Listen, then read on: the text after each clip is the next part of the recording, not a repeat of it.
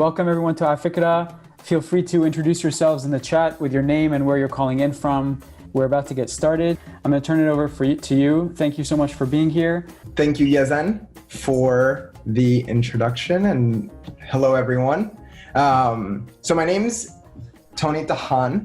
I'm fascinated by Lebanon and its history and its flavor and all the dishes. I loved that part of the introduction. Ayran, kibib Leban, all these dishes, fatte, have a very special place in my heart. But before I get started before I start talking about Leban and yogurt, I feel like I need to put it into context as to why Leban is important to me. So this is a picture from Halab, Aleppo, Syria in the 1950s. That's where both sets of grandparents, both my grandparents are from. In the 50s, they moved from Aleppo to Venezuela. And my parents were born in Venezuela, I was born in Venezuela, and then I grew up in Miami. So I didn't visit the Middle East until I was an adult. My main connection to the Arab world was through the food. As most kids of immigrant families are. Every special occasion, we had to have a big pot of grape leaves. All the usuals, the kibbe, the mahashi, the kibbe, the little fritters, the meat fritters, the stuffed vegetables, all these dishes I enjoyed eating as a kid, and that was my only connection to the Arab world. But there was one dish, and as I got older, I sort of became more interested in the history of these dishes, the connection to the land, the connection to identity that these dishes brought. And one dish in particular, or one, I guess you would call it, ingredient in particular that resonated with me was yogurt. It sort of found its way into every meal growing up, as we saw. And I made this meme earlier this year. There's all these, as the introduction, for those who know the movie, that's Forrest Gump. But there's so many dishes that call for yogurt. There's regular yogurt, strained yogurt, yogurt with kibbe, yogurt drink. Somebody mentioned ayran, yogurt tahina sauce, yogurt with hashwe, which is my ultimate comfort food. Yogurt cheese, which I'll talk about later, Shenklich, yogurt with rice, yogurt dip, yogurt with fatte. Yogurt is ubiquitous in the Arab world, and it's part of every meal. I sort of laugh here in the States, they sell yogurt in like these tiny containers. And when I went to the Middle East, there is no small size of yogurt. They're all in the big pails, and you buy yogurt by like 3 or 4 pounds at a time. So I learned yogurt in one of my actually this was my second trip to Aleppo. I had never made yogurt at home before, and if there's one thing you take away from this presentation is how easy it is to make yogurt. And here we have Leila Dom, which I call her Leban, and I captured on video in Aleppo how she made yogurt. So we're gonna watch it and hopefully. اوكي كويس وبعدين تتركه حتى يبرد يصير اصبعتك بتحطها جواته مفتر لل 15 تعديل ل 15 بعدين بتجيب اللبن اللي بتشتريه هي اليوغورت اللي عم تقول عليها من السوق تاخذ معلقتين منها وبتحركها جوات اللبن كويس بعدين بتجيب ترميز المايونيز اللي عندك القديمات ريسايكل ايوه جيب هالطنجرة اللبن وزعها على هالقطيرميز كلها وسكر القطرميز ماكن بالغطاء ايوه وشيل هالقطيرميز كلهم وحطهم بالفرن وجيب قماشه غطيهم هاي المساء تاني نهار الصبح بتفيق تفتح كل قطرميزه شي بياخد العقل ما يصير يفتحوا لازم يحطوه بالبراد مثل ما هو لا يفتحوا تطمن عليه بعدين على البراد تاخد كل قطرميز تستعمله بتخلصه تكون الباقي ما اخذت من الطنجره وصار محل ما عم تاخد ميات بيطلع مي تبعت شلون؟ مأكول الهنا وخلص مأكول الهنا بيطلع لبن بياخد العقل ميرسي كتير.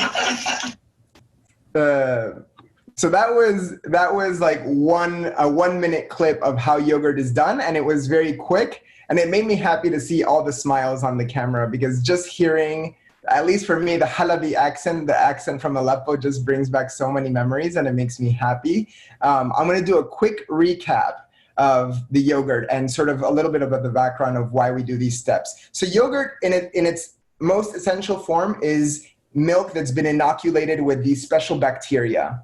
And so the first thing you want to do is, when you buy milk, you want to start with a clean slate, because there's bacteria already in the milk, and you don't want the bacteria from the yogurt to have to compete. So you help it out by boiling the milk, which sort of erases it, and you start with a clean slate. And then once it cools down, because it's too hot for the bacteria from the yogurt to survive, that's the step where she says, stick your pinky in the milk, and if you can hold it for 15 seconds, it's warm enough to host the yogurt bacteria, but cool enough so it won't die. And I've done research, I've shown that video to other tetas in the Middle East. Everyone says 15 seconds. You stick it with your pinky. I wasn't comfortable when I first started making yogurt, so I invested in a thermometer to make sure the sweet spot is between 110 and 115 degrees Fahrenheit. And once you stir in the yogurt, you basically just pour it into these jars. I used to just leave it in a big pot, but what Leila was talking about was, if you keep it in the pot, the whey, so if you buy yogurt from the store and you start eating yogurt, you'll notice that there's a pool of water. That water is called whey. If you put it in small jars you could consume the whole jar in one sitting, you could mitigate that problem. And then you enjoy. And part of the flavor of the yogurt comes from the bacteria that you use to incubate it and how long it stays to ferment. And we're going to get into all those details. So if this is your first time making yogurt and you don't have a previous batch to sort of perpetuate, you just want to make sure to use yogurt from the store that has the best flavor that you like the most. I personally when I started mine, I used Stony Fields.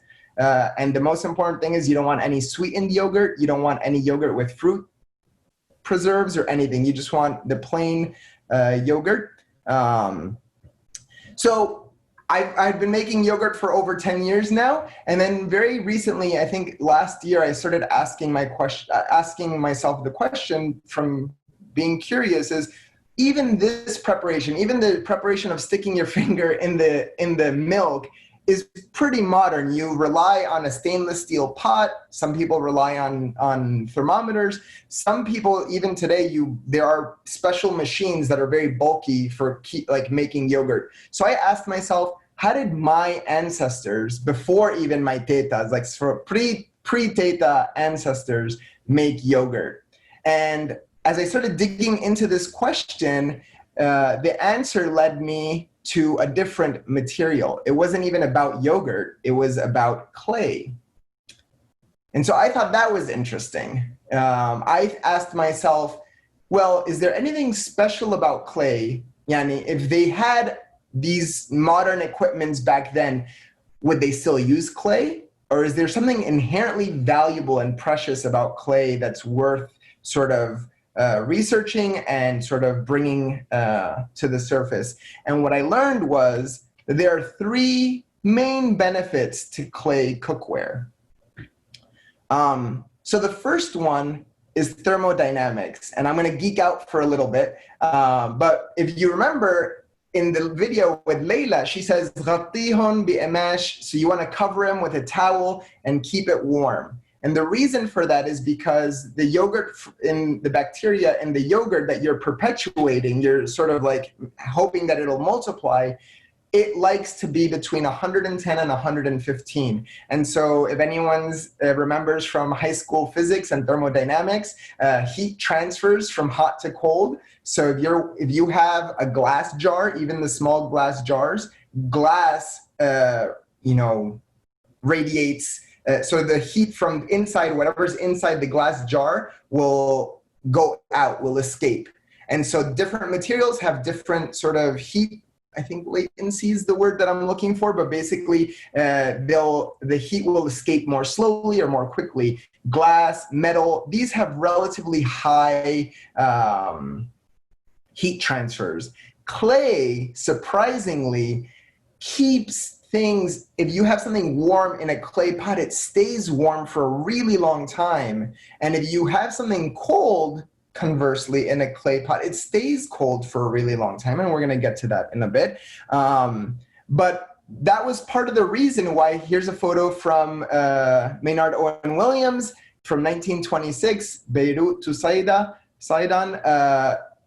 The water that people used to drink in the Middle East, they used to hold it in these, actually, I know you guys are seeing the slides, but I'll show this a little later. But they have these clay jugs, and the reason for that is because clay kept things water cool. And if you imagine, there's no refrigeration, there's no air conditioning, and if you want to quench your thirst in the middle of the summer, clay was a very helpful way to do that. I got on the phone with my grandmother, and I asked her, because she grew up in Aleppo, and she grew up around the time when they were just getting over, like just introducing modern day plumbing into the homes. But she remembers when she was little that every single home had something called a mzammala. And this mzammala, as you see on the screen, it was this large clay vessel. Now, she told me that in Aleppo, they used to get water from a well and then put it in this clay vessel. And then if you notice, the vessel sits on a sort of wooden crate or a chair, and then it sort of drips below, is what she explained. And so it also worked as a filtration mechanism. And then you had this tasse, this cup, that the whole family, guests, and everybody drank from the same tasse. So they had there's actually many types of little cups, some of them with handles, some of them without handles. So if the mzammala is full, you could just grab one without a handle, stick it in without sticking your fingers in the water source. You stick it in, and then you pour water into your mouth from afar. And I thought this was very interesting. And part of the reason, aside from the thermodynamics of the clay that keeps the water very cool, aside from that, there's another reason why things keep their temperature when we're dealing with clay. And that has to do with porosity.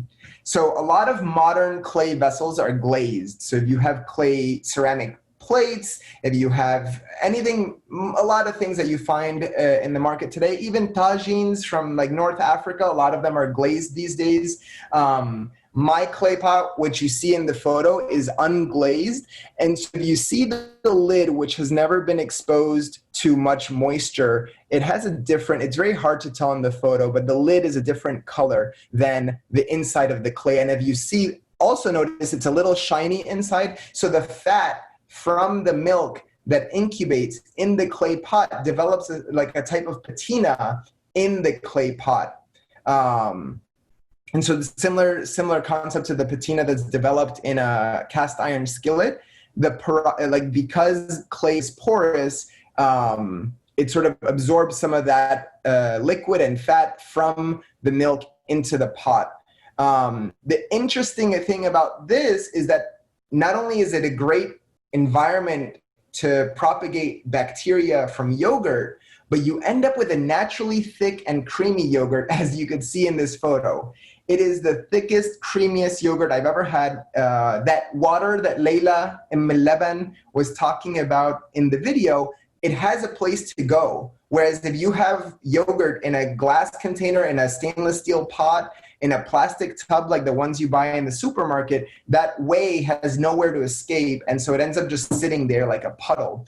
And a few times when I've talked to friends about this, they ask me, a common question is, does it get as thick as lebne? Because in the Middle East, there's also another dish that you take regular yogurt and then you strain it and it becomes lebne. You salt it, ferment it, and strain it and it becomes lebne.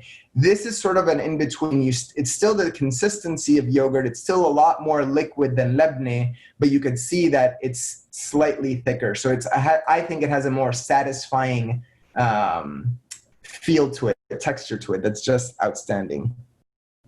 And then the third important thing, and I think this is the main sort of point that I want to make, what has interested me about clay pot cooking and clay pot yogurt in particular, it has to do with culture. So if we go back to like round it out from the beginning, a question that I've constantly asked myself the last few years is, what does it mean? What does my identity mean what does it mean to be Arab? Like I never grew up in the Middle, I didn't grow up in the Middle East. I didn't have much of a connection to the culture growing up besides the food. And so when I went to the Middle East, I sort of became reintroduced and to the culture from a different perspective. And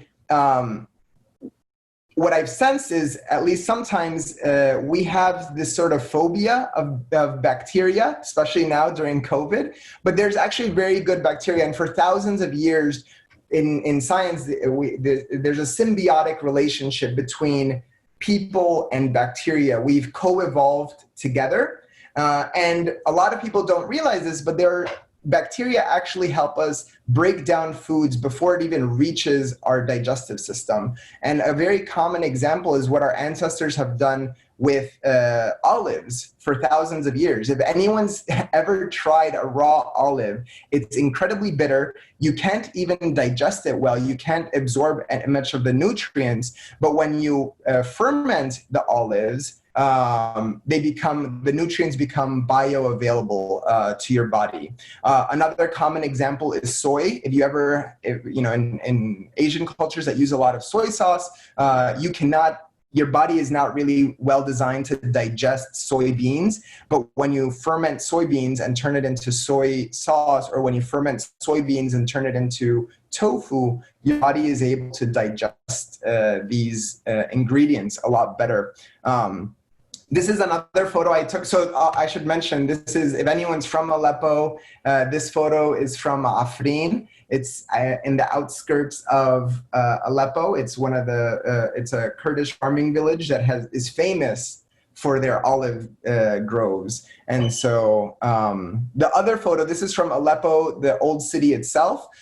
This is on my way to sort of my butcher, where maybe in a couple months, right now it's way too hot, but in Aleppo, because it has such a large Armenian population, when it comes time to like October, November, and the weather cools down a bit, you see in the background there's bastama, and then there's sujo. And these are dishes that the Armenian community in Aleppo brought with them. And this is also a product of fermentation, where the bacteria in the air is sort of helping preserve and fight off the pathogens that would normally create rot. So there's a book that's really good if anyone's interested in fermentation. It's called The Art of Fermentation by Sandor Katz. He frames fermentation as controlled rotting. So the food is getting old, it's aging, but you're doing it in a controlled way where you're not introducing pathogens. And sujo, if you've never had it, is absolutely delicious. And then the other, to tie it again more closely to yogurt, is Shenklich. If anyone's had Shenklich, it's famous in like Tartus area of Syria, but Shenklich is a yogurt-based cheese that's made with the arishe, which is the curds of the cheese. So what you do is you actually make yogurt, and yogurt is naturally acidic. And what happens is when you heat up yogurt, if you've ever made kibbeh labaniya, for instance, and you heat it up, you want to heat it up slowly because you don't want the yogurt to separate. Here in Shenklich, that's what you're going for. So Shenklich is actually very simple to make. You get a ton of yogurt, and then you heat it up so that it separates. And then you have the curds and the whey, and then sorry, I can only think of the word in Arabic, that's safid. You strain the curds, and you then season it with habbat al-barakah, which is nigella seeds. You season it with, somebody talked about za'atar, oregano.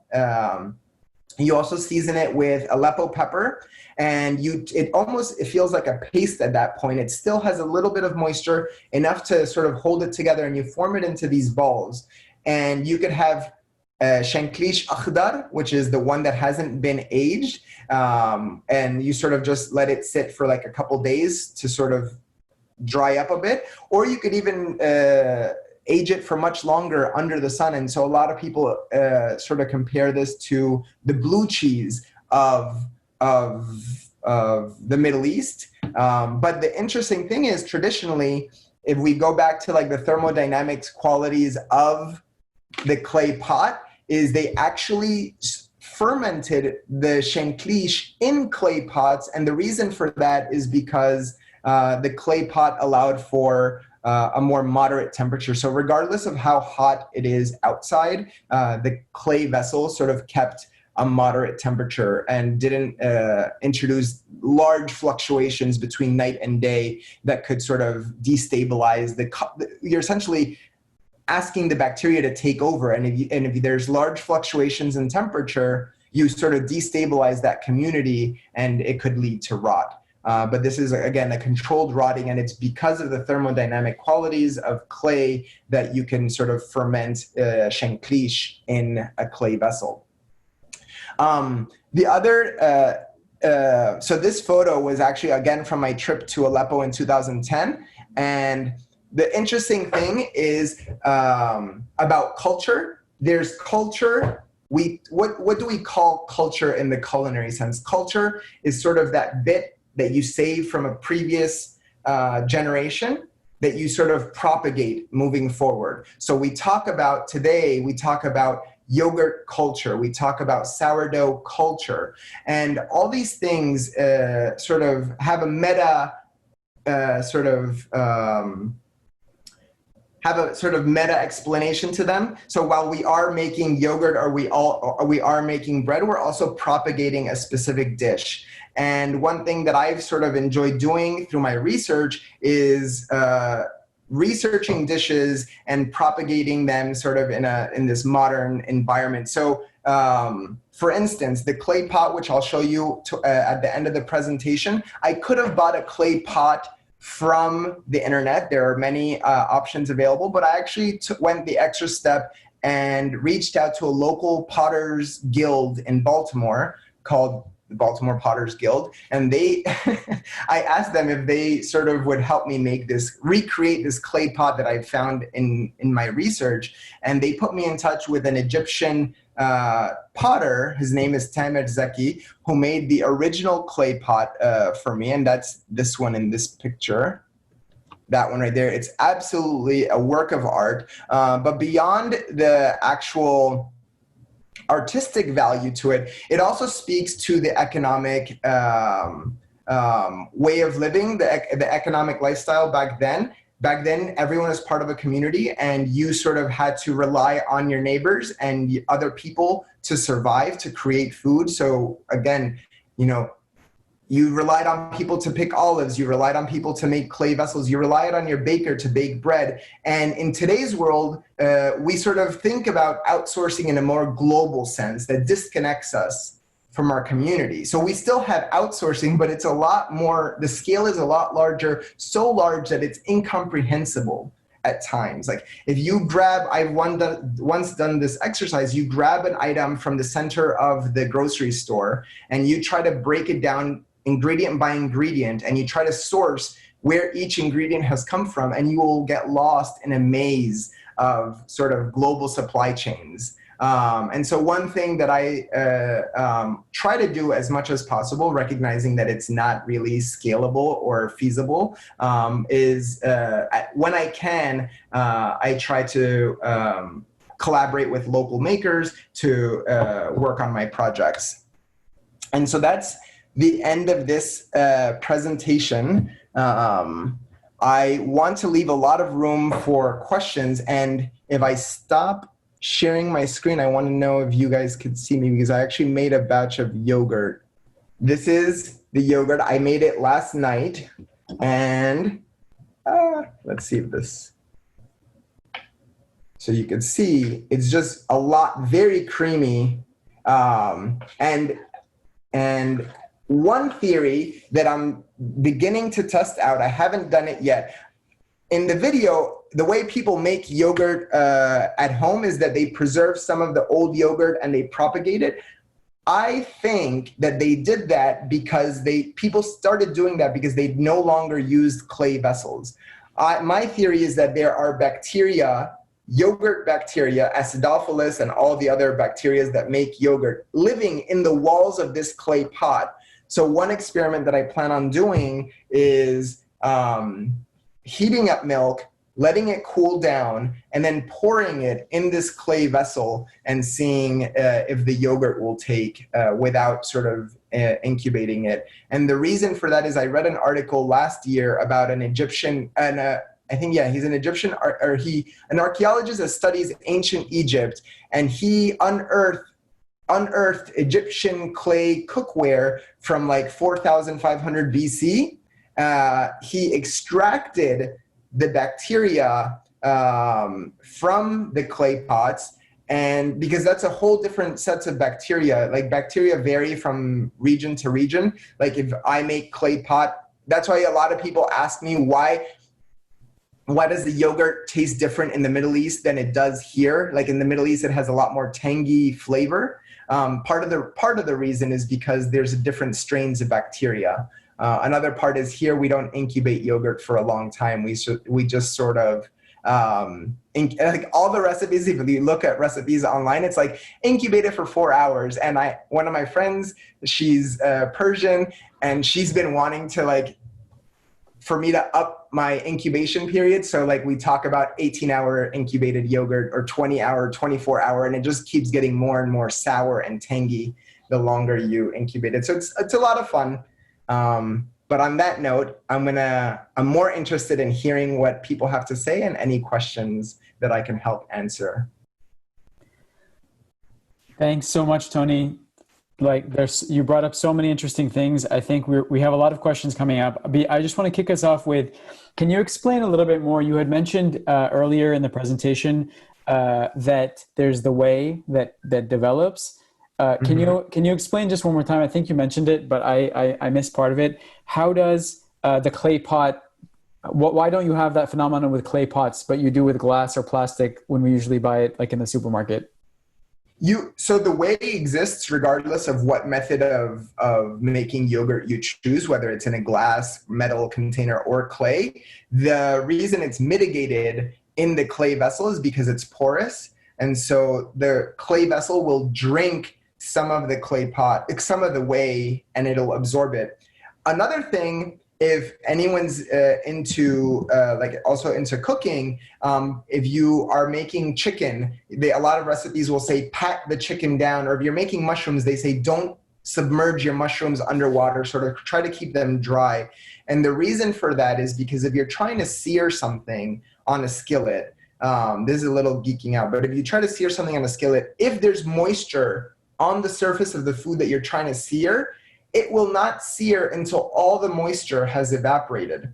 And so if you think about it in the concept, in the terms of the clay pot, there is now a layer of water, that's a layer of moisture that's in the walls of the clay pot. In this case, it's whey. In order to increase the temperature of the contents of the clay pot by 1 degree, the room has to evaporate the water in the walls itself. So the water in the wall, it will stay at, like right now I took this yogurt out in the morning and it's been sitting on my desk in my office for hours and it's still incredibly cool. And that's because the yogurt inside will not heat up until all the water in the walls is evaporated, which I think is very cool. So is that that's the same science and logic of the brie that you showed us? I don't know, in different places it's called different. Yeah, this is a glazed brie, so it won't really work. But traditionally the brie, these jugs for drinking water, that they drank water like that, traditionally they were unglazed, and the same thing, it will not heat up, the contents inside will not heat up until all the water in the wall of the vessel has evaporated. Super. Yasmin Sleman mentioned, she called something called the osmotic effect. Is that related to the temperature or the water, the moisture? The osmotic effect? Maybe. I'm not a scientist. So I sort of went a little outside my comfort zone as I was reading this, but perhaps I will look into it. You did a great job of breaking it down for us. Zaina, do you want to unmute yourself and ask? Zaina has 2 questions. Go ahead. You can ask one or both of them now. We can spread it out a little bit. We have a bit of time. Sure. Thanks, Yazan, and thank you, Tony. So I have two questions. My first question is, since you were born in Venezuela, did Venezuelan cuisine influence Arabic cuisine and specifically yogurt dishes? And then vice versa, if you saw that Arabic cuisine had any influence on Venezuelan cuisine? And my second question is, as more and more people are moving away from eating dairy, how do you see the yogurt cuisine evolving? So to answer the first question, absolutely. There's a lot of, I think about this question a lot because oftentimes we frame food in a very nationalist way, but I think it's sort of an imperfect label. But I think in reality, food is a lot more fluid. There are no borders. Borders is it's an artificial construct by humans. So to give you a concrete example, because I think it's a very interesting point. When my grandparents made it to Venezuela, they don't have pomegranates there. They're not plentiful. And so all the dishes that required pomegranate molasses or dibis Ramman, they had to substitute it somehow. So they started using tamarind paste, which tamarind is very popular in Venezuela. It's interesting. There's some countries in the Caribbean that have a national dish of kiwi.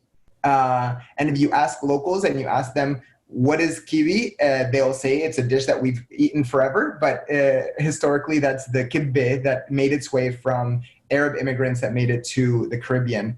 A more common example that gets referenced often, because there was, I think, a Netflix special that talked about tacos al pastor in Mexico. The Lebanese immigrants that made it to Mexico brought with them that concept of cooking meat on a vertical spit.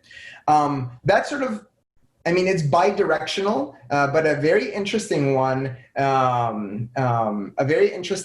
called Hetalia, and this is a dish. If there's anyone from Aleppo who's on this call, will know Hetalia. And there are other countries in the Middle East that make Hetalia, but the one in Aleppo is interesting because it's served in a bowl. If you know those Asian porcelain bowls that have like blue. That are blue and white, that have the big slotted spoons. I have a photo of it on my Instagram page and I could share it later on. But basically everyone in Aleppo knows Hetalia. Everyone in Aleppo thinks it's an Halabi, it's an Aleppan dish. Historically, and I learned this from Chef Muhammad Orfali, historically that dish made its way to Aleppo from China along the Silk Road over hundreds of years. And so the original dish, which you can still find in parts of Asia today, is actually a silk tofu-based dish that they used to put like a ginger syrup. There's no tofu, there's no soybeans in Aleppo, so that sort of eventually evolved to milk thickened with a wheat starch, and then in modern day, they thicken the milk with cornstarch. And then instead of using a ginger syrup, they use a syrup made with maward and mazahar, orange blossom water and rose water. So I think it's very interesting to study the history. For the sake of just knowing the history of a dish is interesting. I think the history of a dish tells you the history of people and the history of communities. And so absolutely, there's a lot of bi-directional movement. Your second question about what's the sort of future of milk? I don't know, right? There's a lot of my friends are lactose intolerant. Yazdan is lactose intolerant. So, and the sensitivity to lactose varies from person to person. So some people, my brother's girlfriend is lactose intolerant, but she could sort of tolerate yogurt in some cases. There's yogurt made from coconut, there's yogurt made from coconut milk and all these other milks in the market. I guess I wouldn't venture to guess what the future of yogurt is. I think a lot of times communities work like a pendulum. Like there's sort of this movement against gluten, but now we're realizing that it wasn't necessarily the gluten, it was this form of wheat and the sort of expedited fermentation process that made people sort of have a stomach ache from eating processed commercial bread. And so now there's a movement going back to eating sort of sourdough, and even people who have gluten intolerance are able to tolerate some sourdough. So I guess it's a roundabout way of saying I don't know, but it's interesting to think about. Yeah. Do you want to ask your question, Ibrahim, or do you want me to read it out? The question is, what type of clay? Earthenware, the red one that's glazed on the inside? Yeah, it's earthenware. Because I have gotten a lot of questions. A lot of people asked if Tamid will make them a clay pot. He doesn't do this. He does this sort of as a hobby. But if it is earthenware, and if anyone's interested in getting a clay pot, you could reach out to me, and I could point you to someone in the US who makes them sort of at scale. But it's also, you want to make sure, because clay is porous, you want to make sure that if you're not going to get it from a local potter's guild, you want to make sure that you source it from a trustworthy place, because you want to know that the source of the clay is safe for culinary uses. So this is not something that I would just sort of pick up on like Amazon or something. Just a note. And Elaine dropped the Miriam's earthen cookware. Is that what you were going to suggest? She dropped the link in the chat. Yeah. Exactly. So you can find it in the chat. There's a question from Amani. Amani, do you want to ask your question to Tony? Yeah. My question is really simple. It's just you had mentioned the word tina, like when you were describing like clay pots, and I wanted to know what you meant by that, because I don't know if it was an Arabic word or because I only know it in a Spanish context, so I didn't know what was the word tene when I said it. I think it was patina when you were describing the. Oh, yeah. I heard tina, and I'm like, oh, I know that means tub in Spanish. I didn't know if you were saying it in the same way. No. So patina is basically that shine, that shine that you see in the surface. You hear it often in the context of like cast iron cookware. Because you don't wash cast iron, over time it develops a patina, and that's sort of like that smooth finish on the surface that's a little glossy. Patina with a P. Yeah. Thanks, Amani. We had another question from Nassim or Nassim about why yogurt is called Leban in the Near East and Hadib in Egypt. It's interesting, kind of the origins of these words.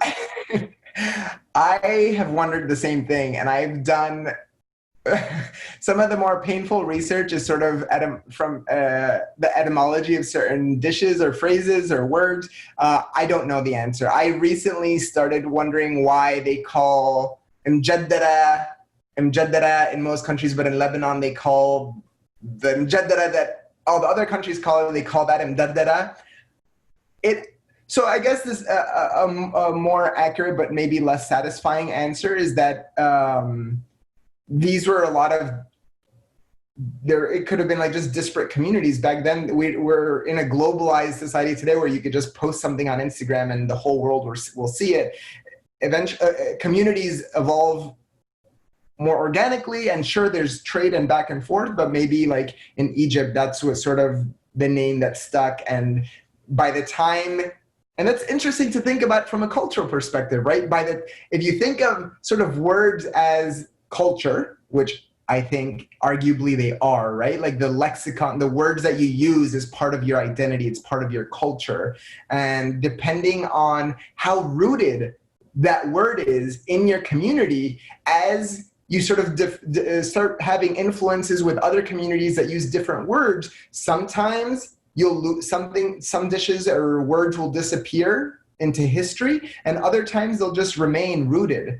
And that's sort of what makes it beautiful, like to think about our identity and from a cultural perspective and linking that culture to the culture we find in yogurt. So I guess that's a relevant answer.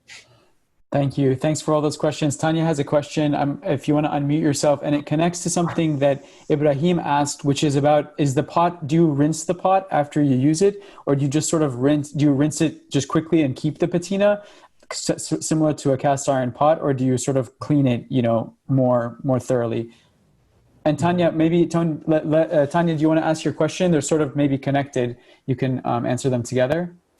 But I'm wondering what are the ways in which the culture is passed on, maybe from family to family, or, I mean, I'll open it to your answer.